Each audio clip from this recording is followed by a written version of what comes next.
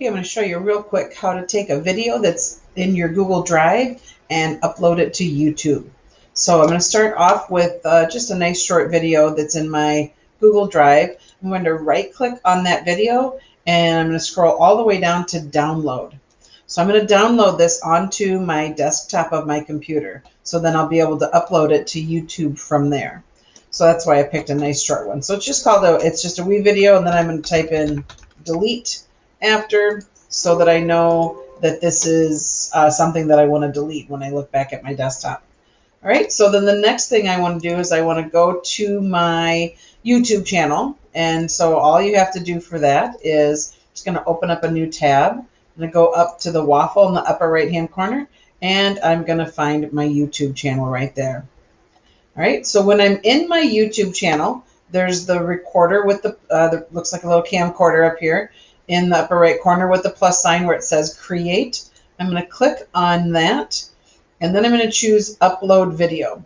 So an important thing to remember is I chose a really short video so that it would download to my desktop quickly. The rule of thumb is however long that video is, it can take twice as long to either upload and or download. So keep that in mind. If you have a longer video, this process will take a little bit more time. So I'm going to go ahead and say upload that video. And it's going to give me an option of getting it from my desktop. So I'm going to say select files. And this is very similar to uploading other things when you're in your Google Drive. So I'm going to come down, and it's alphabetical. So that was called WeVideo Delete. There it is right there. So I'm going to double click on that, and it's going to start uploading to my YouTube channel. All right, so now I can name this. So I'm just going to go ahead and leave the same name. If you're happy with the name, you can do that, or you can change it at this point.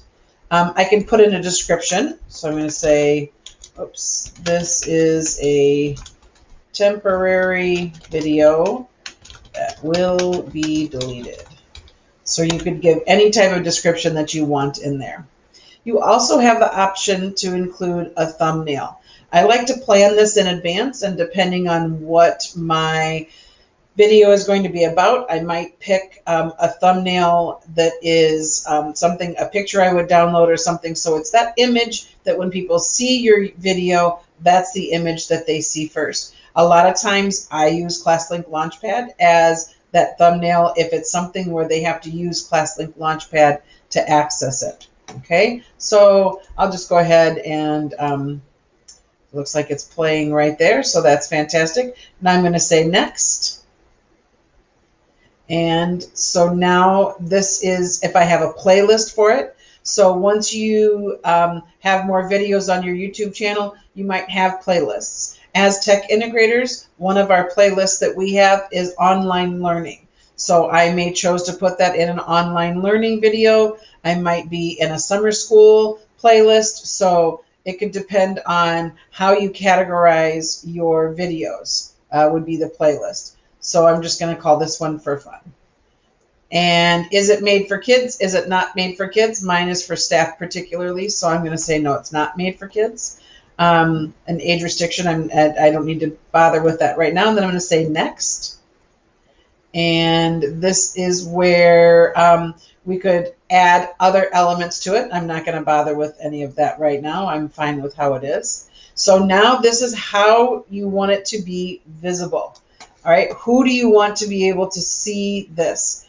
If I mark it private, then that means I'm the only one that's ever going to see it. And if I want somebody to see it, I would give them the specific link, and that's the only way they're ever going to be able to see it. All right, but this is something that I want staff in our school district to be able to see. So I want to make sure that I choose unlisted. All right, so unlisted would mean we're going to put this out for the school district. Any staff member that gets the link through Google Classroom or through our YouTube channel or anything like that, they're going to be able to see it.